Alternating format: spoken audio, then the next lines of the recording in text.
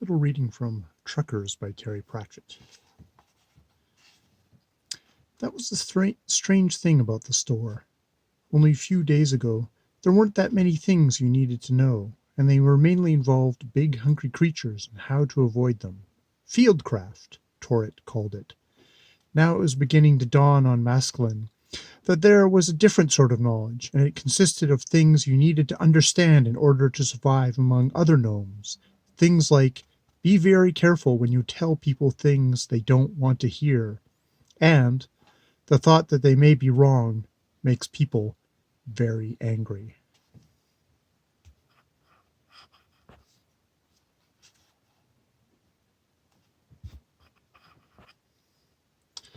So you see, Terry Pratchett is that cheeky kind of atheist who writes children's books to let children know what he thinks about people making up big belief systems about that explain the world as they know it, only basically using what they know of the world.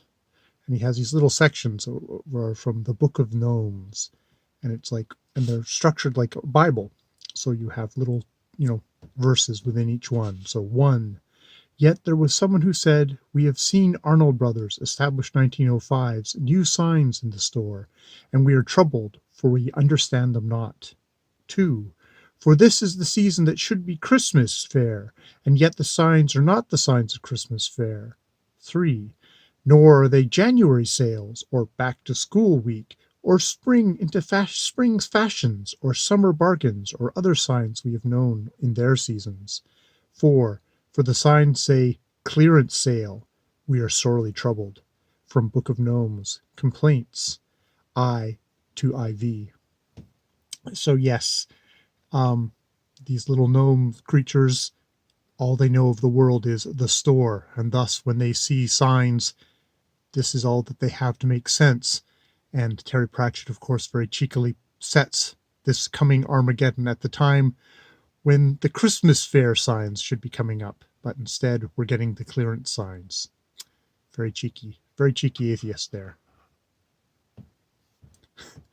Must be getting lots of gaps here. And in this world of gnomes, the great subversion, which I think I would actually include in a review of Trckrs, is that these aren't fairy gnomes. These are intergalactic traveler gnomes, where they have a little thing called the Thing, which is a little computer which serves as the memory for the gnomes, which are very fast living, and of course they've forgotten everything, but this little thing, which is basically a little silicon chip computer, does remember a thing. And it says, there was a fault in one of the everywhere engines. It meant that we could not return to the main ship. Can it be that all this is forgotten? In the early days, we managed to communicate with humans, but the different metabolic rates and time sense eventually made this impossible. It was hoped originally that humans could be taught enough science to build us a new ship, but they were too slow.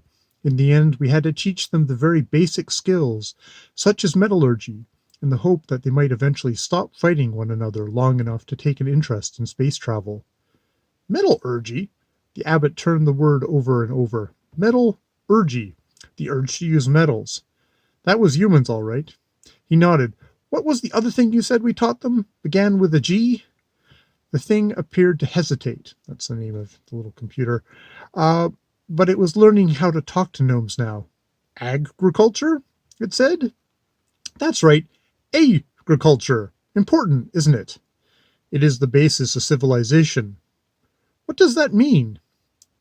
It means yes. The abbot sat back while the Thing went on talking. Strange words washed over him, like planets and electrons. He didn't know what they meant, but they sounded right. Gnomes had taught humans. Gnomes came from a very long way away. From a distant star, apparently. Which is, I love that. Instead of being kind of some kind of cutesy fantasy world, this is a science fiction work in the vein of like Star Trek.